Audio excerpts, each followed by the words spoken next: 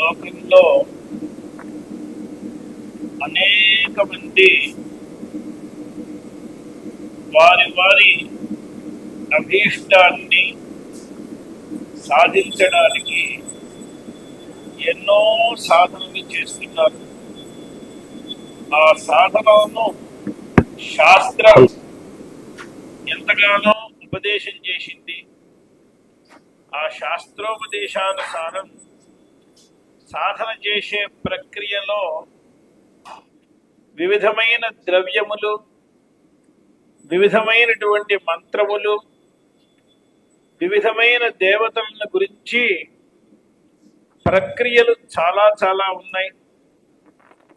కానీ కలికాలమున సాధకుడు ఎంతగా చేయగలడు?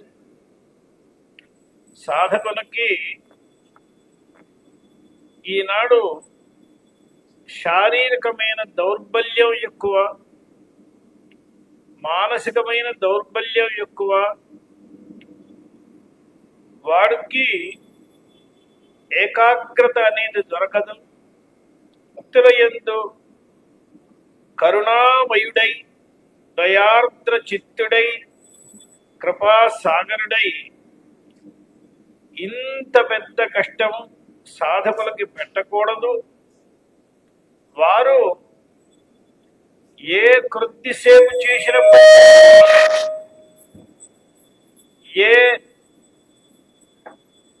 లభ్యమైన పదార్థములతో చేసినప్పటికీ వారి బుద్ధిని అనుసరించి, వారి శక్తిని అనుసరించి ఏ ప్రక్రియ చేసినా కూడా మనము వారి పట్ల కృపతో వారికి కావలసినటువంటి విషయములను మనం అనుగ్రహించి తీరాలి అని భగవంతుడే నిర్ణయించుకుని ఆయన కృపా పారావారుడై,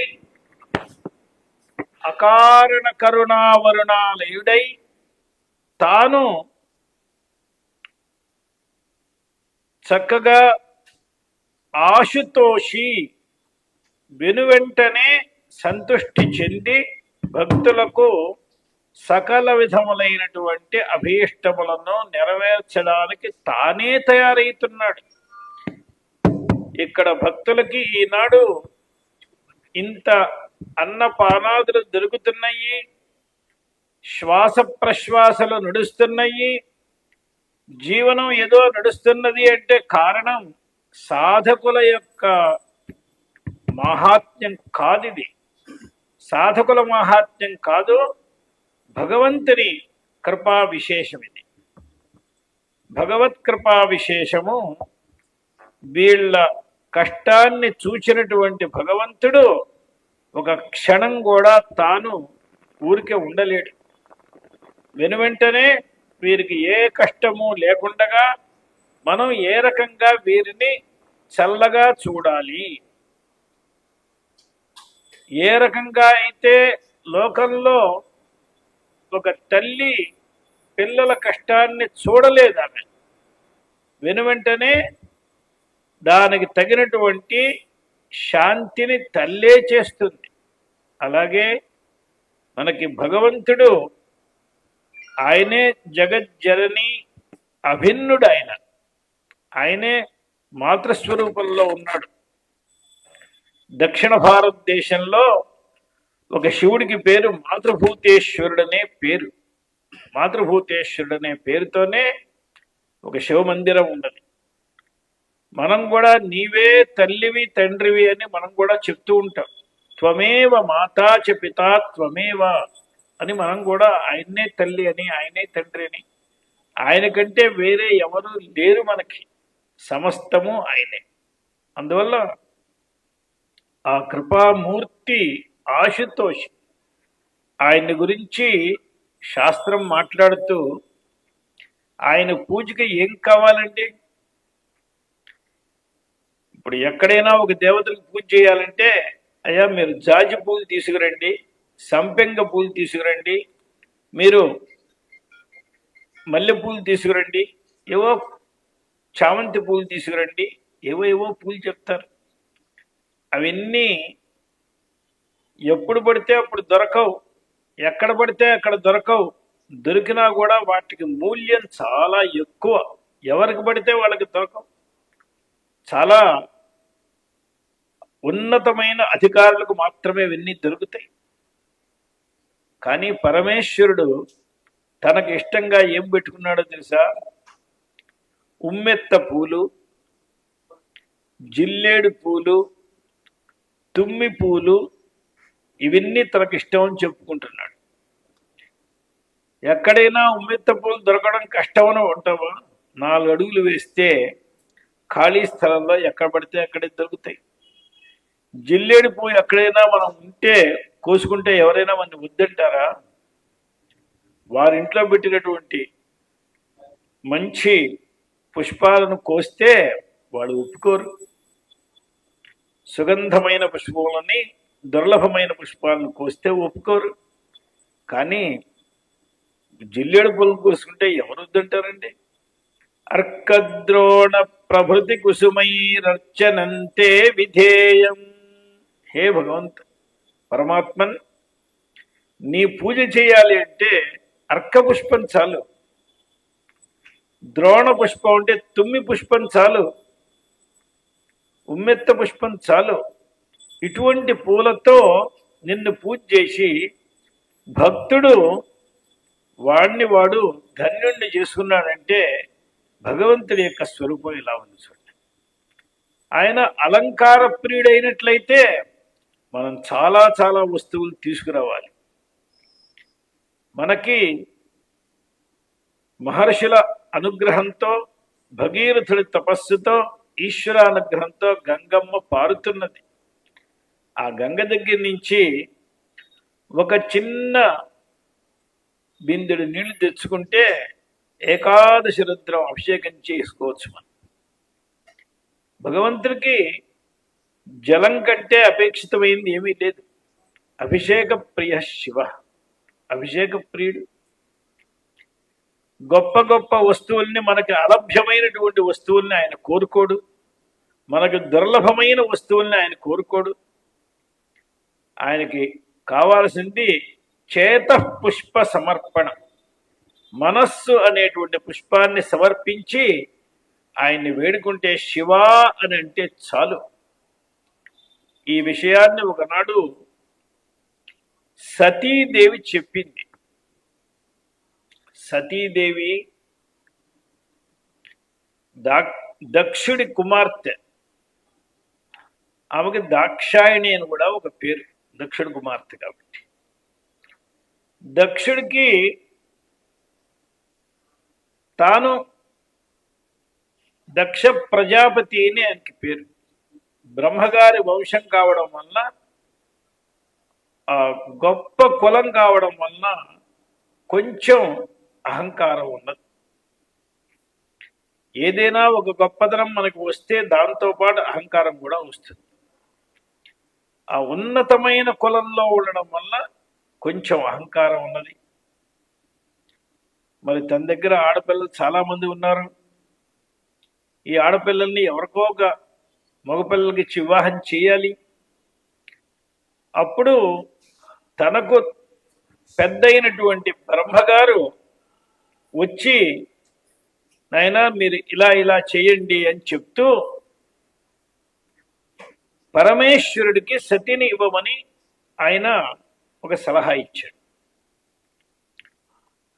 ఈయనకు పెద్దగా నచ్చలేదు అనే మాట లేదు, ఎందుకంటే చాలా మంది పిల్లలు ఉన్నారు. అందువల్ల ఈయన కూడా ఇచ్చాడు. ఇచ్చిన తర్వాత నచ్చకుండా పోయింది.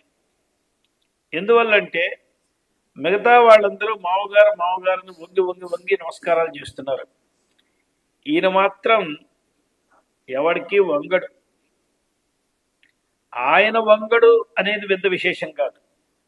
ఆయనకి ఎదురుకొండగా ఎవడైతే వంగి వంగి నమస్కారం చేస్తాడో వాణ్ణి చూసి ప్రపంచం అంతా వంగుతుంది. వాడు ఎవరికీ వంగక్కర్లేదు. ఇది మన శాస్త్రంలో చెప్పింది. శిరసస్త్వయ్యవనతి. హే పరమేశ్వర, నీ యందు తల వంచిన వాడు ప్రపంచంలో ఎవడి ముందరా తల వంచక్కర్లేదు.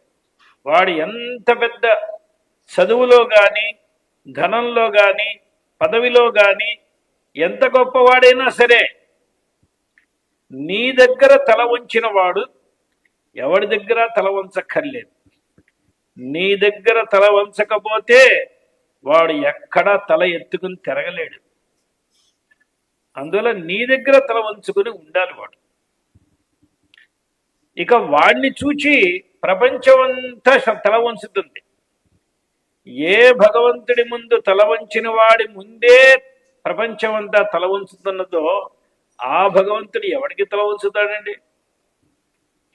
కానీ నేను మామగారు కదా అనే దీంతో నన్ను చూచి ఇతను వినయంగా ఉండడు, నమస్కారం చేయడు, నేను వస్తే లేవడు అనేటువంటి మనస్సులో క్రోధం ఉన్నది. ఒకనాడు పెద్ద సభ జరిగింది. ఆ సభలో అందరూ వచ్చి కూర్చున్నారు. లోకపాలులు, బ్రహ్మాదులు అందరూ వచ్చి కూర్చున్నారు. శివుడు కూడా వచ్చి ముందరే కూర్చున్నాడు. అందరికీ తర్వాత దక్షుడు వెళ్ళాడు. కొంతమంది లేచారు. కూర్చుని నమస్కారం చేసేవాళ్ళు, నించుని నమస్కారం చేసేవాళ్ళు వాళ్ళ వాళ్ళ స్థితిని బట్టి ఉన్నారు. శివుడు మాత్రం కళ్ళు మూసుకుని రామ రామ రామ రామ రామ రామ రామ రామ రామ రామ రామ జపం చేసుకుంటున్నాడు రామతారకం. ఈయన ఎవరు వచ్చారు, ఎవరు వెళ్ళారు ఏమీ చూడట్లేదు. ఈయనకేమీ ద్వేషం లేదు, ఎవరిని చూడవలసిన అవసరం లేదు, ఆయనకి ఎవరిని పట్టించుకుంటే పని లేదు. ఆయన తారకరామంతో ఆయన పూర్ణుడై ఉన్నాడు. ఆయనకి మరొకటి ఏమీ లేదు. ఆయనకి ఎప్పుడూ సదా నిమీలిత నేత్రుడు, సదా ధ్యానపరాయణుడు. ఆయనకి ఏకాంతంగా ఆయన ఉంటాడు. ఇదే శివుని యొక్క లక్షణం. ఈయన లేవకపోవడం చూసి చాలా కోపం వచ్చి అనవసరంగా తిట్టేసి ఏదేదో మాట్లాడేశాడు. దీంతో క్రోధం ఎక్కువైపోయినాయి. దీని తర్వాత ఆయన ఒక యజ్ఞం చేశాడు. ఆ యజ్ఞానికి దేవతలందరికీ చాలా పెద్ద పెద్ద ఆహ్వాన పత్రికలు పంపిస్తూ కేవలం శివుడికి మాత్రం పంపించలేదు. అందరికీ పత్రిక వచ్చింది అని తెలిసింది సతీకి. పుట్టింటి మీద ఆశ ఉంటుంది కదా ఆడపిల్లకు. ఆ లక్ష్మి సరస్వతి వాడు ఊరికినే ఉంటారా? నువ్వు ఎప్పుడు వెళ్తున్నావు, నువ్వు ఏం చీర కట్టుకెళ్తున్నావు, ఏం ఆభూషణాలు వేసుకెళ్తున్నావు, ఏ వాహనంలో వెళ్తున్నావు, ఇవన్నీ అడుగుతారు. ఇదిగో మేము ఇలా వెళ్ళదలుచుకుంటున్నాం, అలా అనుకుంటున్నాం, ఇలా అనుకుంటున్నాం, ఇంకా నిశ్చయం చేసుకోలేదు. ఈవిడికి పెరపెర పుడుతోంది. శివుడు కళ్ళే తెరవడు. ఎప్పుడు అడగాలి? ఏదో మాట్లాడదామని వెళ్తే మూసుకున్న కళ్ళు మూసుకున్నట్లే ఉంటాయి. చివరికి పాపం ఈవిడ కునికిబాటు పడేంతరకు అలాగే నిల్చుంటుంది. మళ్ళా వస్తుంది. 10 రోజులు అయినప్పటికీ ఈమె వెళ్ళి ఆయన దగ్గర అడగడం అనేదే సంభవం కాలేదు. వాళ్ళందరూ ఇంకా నువ్వు తయారు కాలేదా, ఇంకా నువ్వు తయారు కాలేదా అని ఊరడిస్తున్నారు. చివరికి ఒక రోజున ధైర్యం చేసి శివుణ్ణి అడిగింది. అడిగితే ఆయన చెప్పాడమ్మా, మన ఇంటికి ఉన్న పత్రిక వచ్చిందా అన్నాడు. ఈవిడ వెంటనే రాలేదు అని చెప్తే వద్దనేస్తాడు కదా, అందువల్ల పోస్ట్లో మిస్ అయ్యి ఉంటుందండి. అందువల్ల రాలేదని చెప్పకుండా పోస్ట్లో మిస్ అయ్యి ఉంటుంది.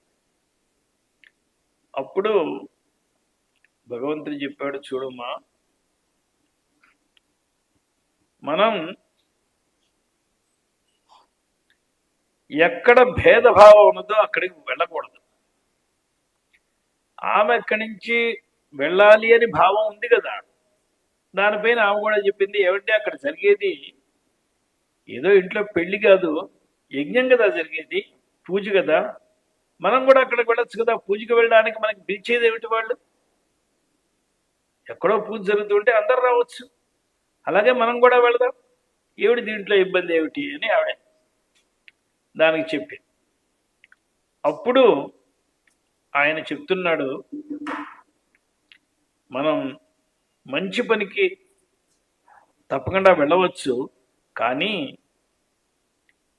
మనకి తెలిసిన వాళ్ళై ఉండి, మనకి కావలసిన వాళ్ళై ఉండి, వాళ్ళు సంకల్పపూర్వకంగా మనని పిలవకుండా ఉన్నప్పుడు అక్కడికి వెళ్తే వాళ్ళు మనని అవమానిస్తారు. ఆ అవమానాన్ని తట్టుకోలేక మనం కూడా ఏదో ఒకటి అంటాము.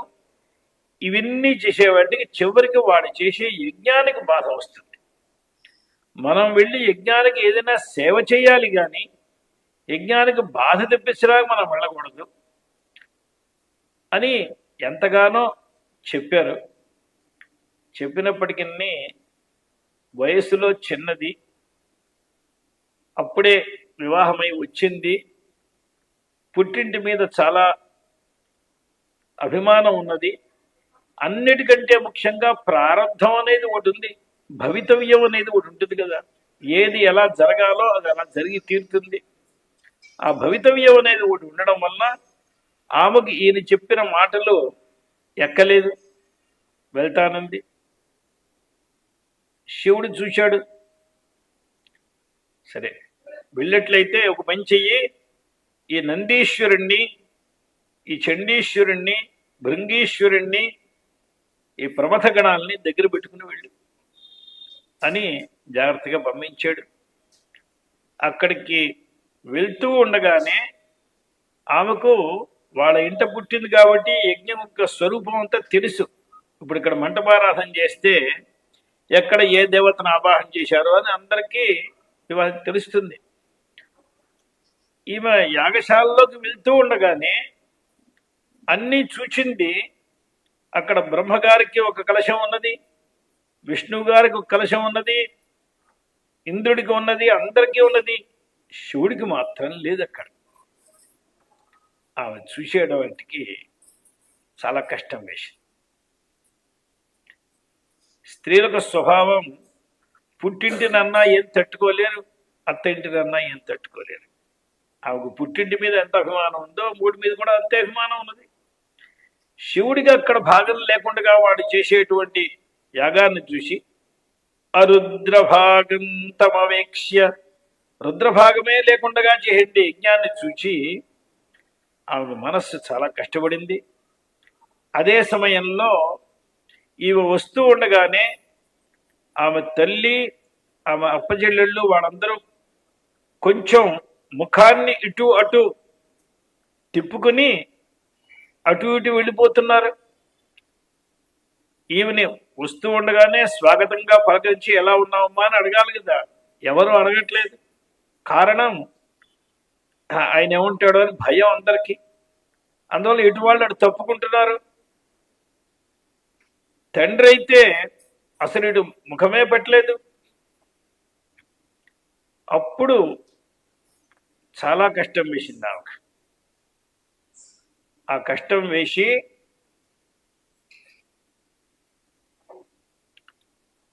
ఆమె వెంటనే ఒక మాట అన్నది సభలో,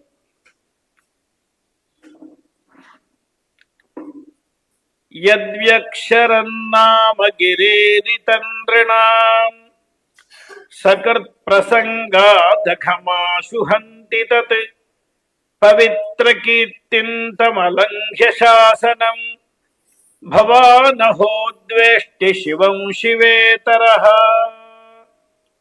హే దక్ష, ఒక మాట విను.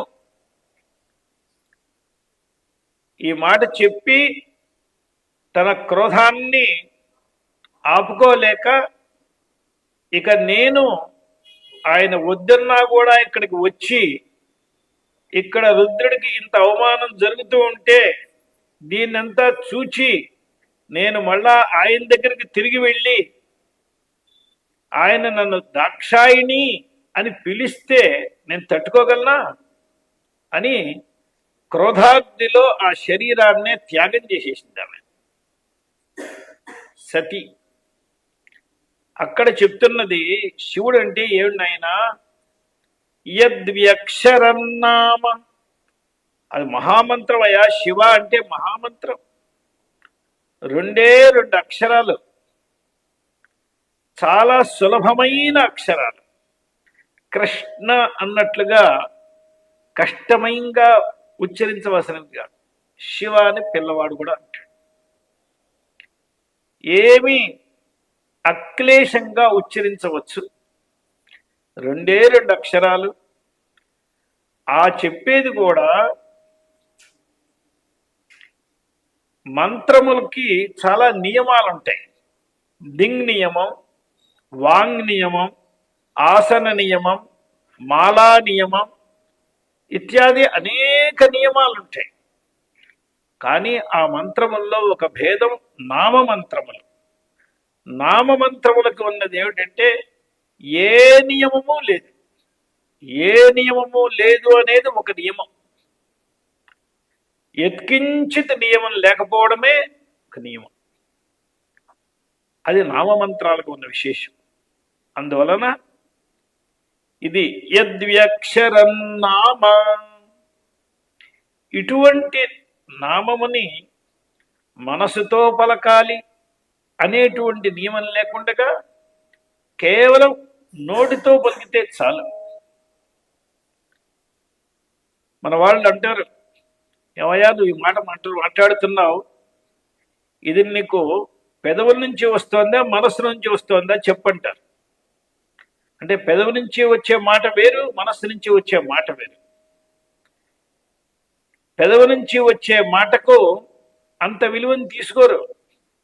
కానీ అంత గాఢమైన భక్తి లేకపోయినా పెదవుల నుంచి వచ్చినా కూడా భగవంతుడు సంతోషిస్తాడు అని గిరా యద్వ్యక్షరన్నామ గిరా. ఆ నోటితో కూడా స్థానము, ప్రయత్నము ఇత్యాది విశేషములన్నిటినీ కూడా చక్కగా తెలుసుకుని బాగా ఉచ్చరితమై ఉండాలి అని లేదు. వాగినా కూడా చాలు. శివ శివ శివ అని అన్నా కూడా చాలు. గిరేరితం, మనుష్య మాత్రులకు ఇది, ప్రాణి మాత్రులకి కళ్యాణాన్ని చేకూరుస్తుంది. దీనిలో ఇట్టివారయ్యే ఉండాలి, అట్టివారయ్యే ఉండాలి, స్నానం చేసే ఉండాలి, ప్రాతకాలం అయ్యే ఉండాలి, అర్ధరాత్రి అయ్యే ఉండాలి, ఏ నియమం లేదు. మనుష్య మాత్రుడై నృణా ఎవరైనా ఉండొచ్చు. అది కూడా 100 సార్లు చేయాలి, 1000 సార్లు చేయాలి లేదు. సకృతి ఒకే ఒకసారి చేస్తే చాలు. ఆ ఒకసారి కూడా ఏదో పెద్ద సంకల్పం చేసి ఈనాడు ఈ మహాశివరాత్రి పర్వ రోజున కాశీ లాంటి పుణ్యక్షేత్రంలో ఈ సమయంలో, ఈ శుభ సమయంలో నేను సకృత్ శివనామాన్ని ఉచ్చరించబోతున్నాను సంకల్పం చేసుకుని చేయక్కర్లా. ప్రసంగాత్. ప్రసంగం అంటే ఏమిటి? ఏమండి మీరు ఎక్కడుంటారండి? మీ శివాలయం పక్కన ఉంటామండి. అలా శివాన్నా కూడా చాలు. ఎవరినైనా ఒకరు వెళ్తూ ఉంటే ఏం పుట్ట శివయ్య ఎలా ఉన్నావు అని అన్నా కూడా చాలు. ఆ శివమంత్రం కూడా మనకి వస్తుంది. హేళనంగా చెప్పినా కూడా మనకు వస్తుంది.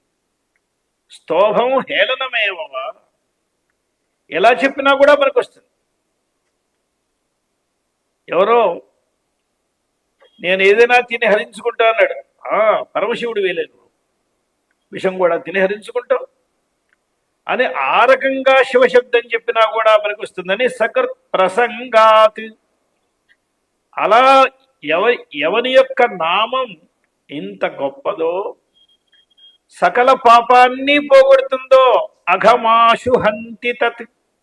అటువంటి పవిత్ర కీర్తి కలిగినటువంటి ఎవరి శాసనాన్ని ఉల్లంఘించడానికి వీల్లేదో అలంఘ్య శాసనం, అట్టివాడిని పోయి నువ్వు ద్వేషిస్తున్నావే. అహో,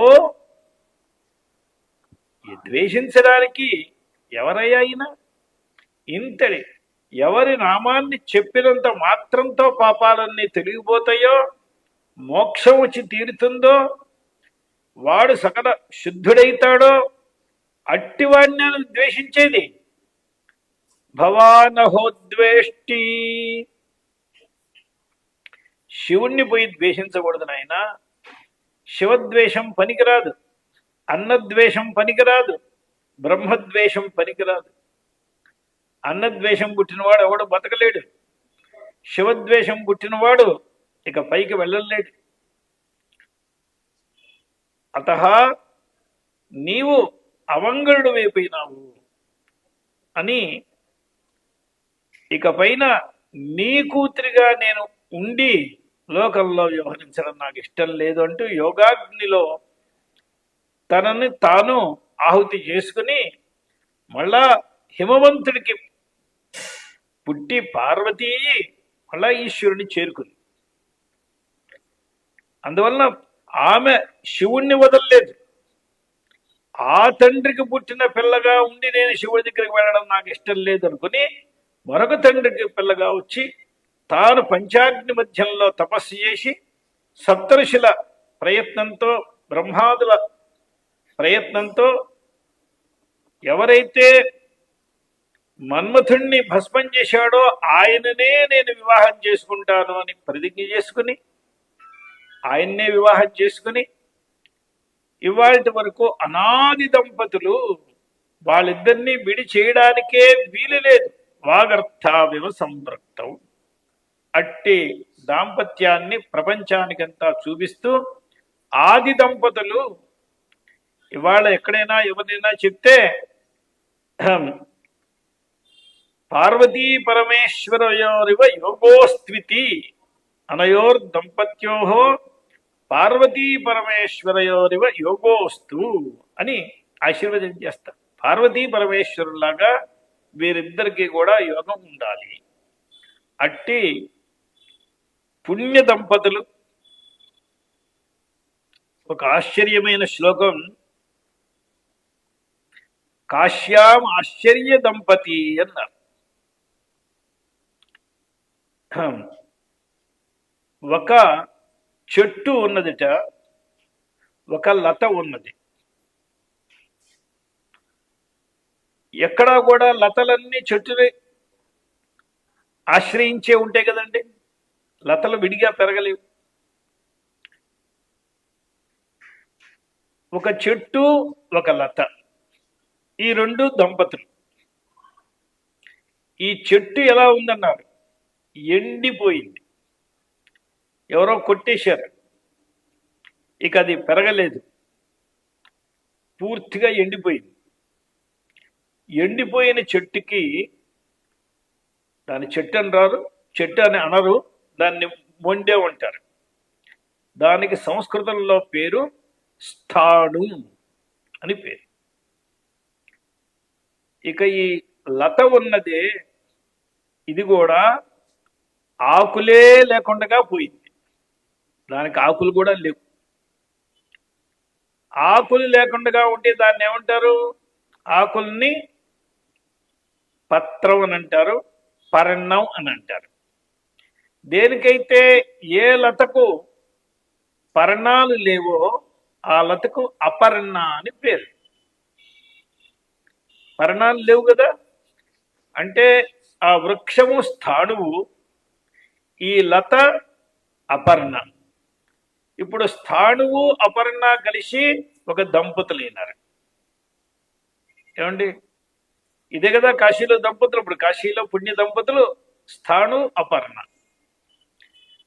ఎక్కడైనా పచ్చగా ఉన్న చెట్టు దగ్గరికి వెళ్తే మొట్టమొదలు నీడనిస్తుంది, తర్వాత మంచి గాలినిస్తుంది, తర్వాత మంచి సౌగంధ్యాన్ని ఇస్తుంది, మంచి పత్రములు, పుష్పములు, ఫలములు, రసములు అన్నీ దొరుకుతాయి.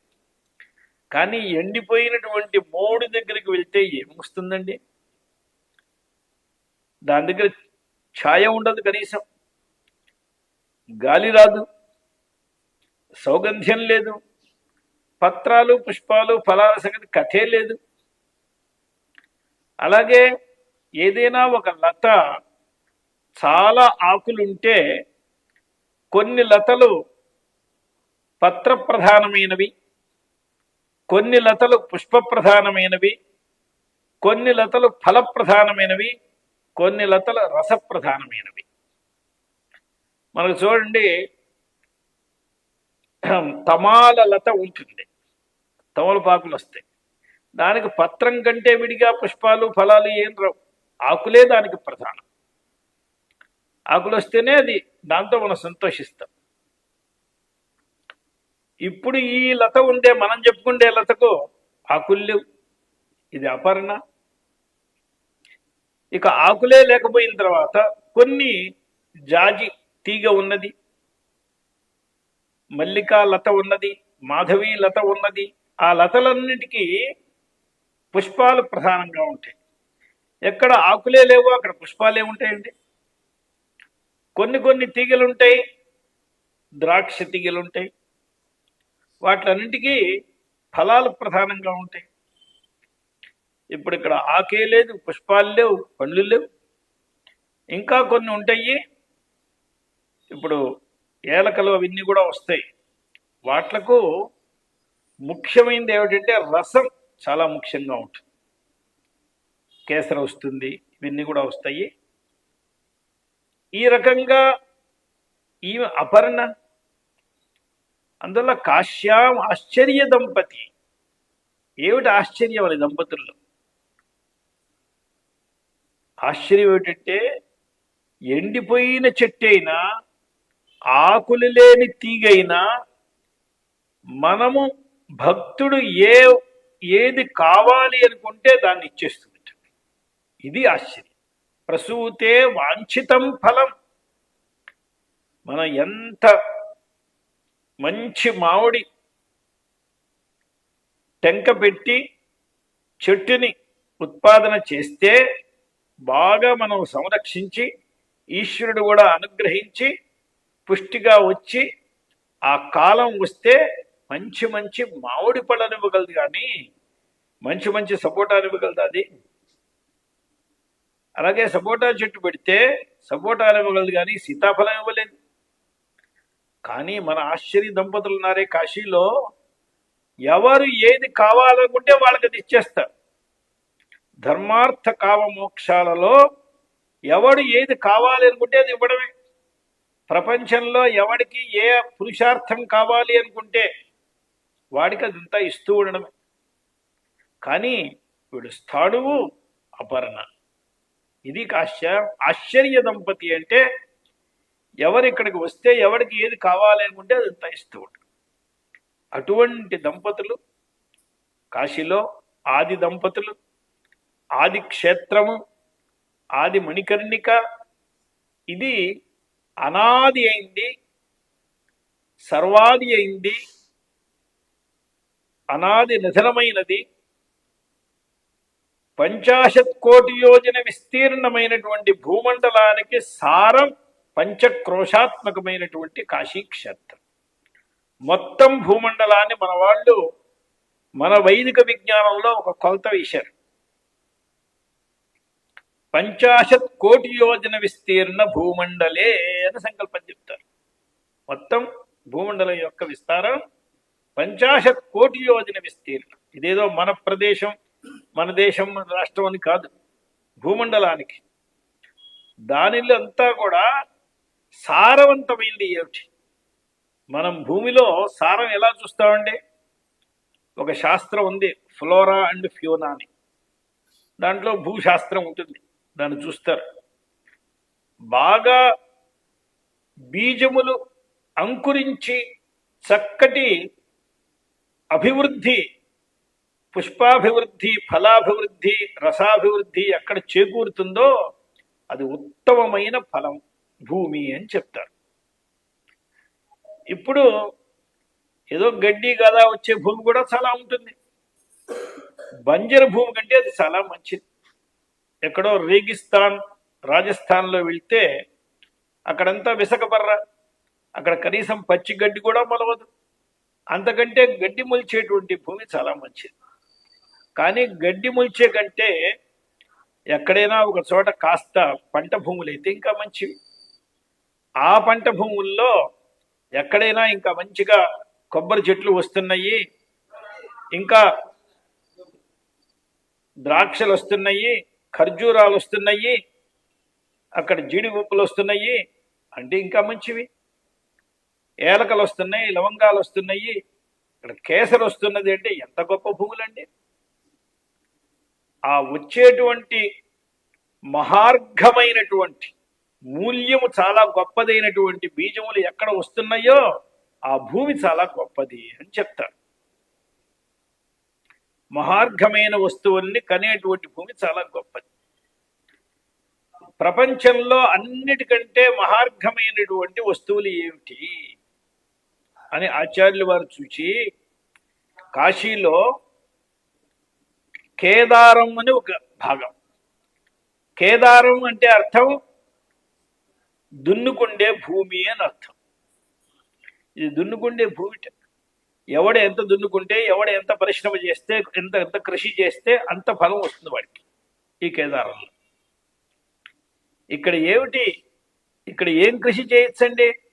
ఇక్కడ ఎక్కడా ఒక్క చోట కూడా ఒక కొబ్బరి చెట్టు లేదు, ఏ చెట్టు లేదు. మరి ఏమిటండి ఇది? పెద్ద కృషి భూమి అన్నారు, ఏమిటిది అన్నారు. ఆయన అన్నారు, కేదారమాకలిత ముక్తి మహౌషధీనాం. ముక్తి బీజాలు ఇక్కడ పండుతాయండి అన్నారు. ముక్తి బీజాన్ని ఇక్కడ వేస్తే అది చాలా బాగా పండుతాయి. ఇక్కడ వేసిన వాడికి ఒకటికే పంట కాదు, వాడి అనేక తరాల వరకు వాడికి ముక్తి తరక్కండగా ఉంటుంది. ఎన్ని తరాలైనా వెళ్తూనే ఉంటుంది. అది అయిపోవడం అనేది ఉండదు. అది కేదారం అనేది అన్నారు. అందువల్ల ఇది చాలా గొప్ప క్షేత్రము. ఇది మన భూమండలంలో ఉన్నది కాదు, ఇది త్రికంఠక విరాజితం ఆనందవనం. ఇది ఇక్కడ ఎటు చూసినా ఆనందమే. ఇక్కడ ఎప్పుడూ ఎవరికి దుఃఖం అనేది ఉండదు.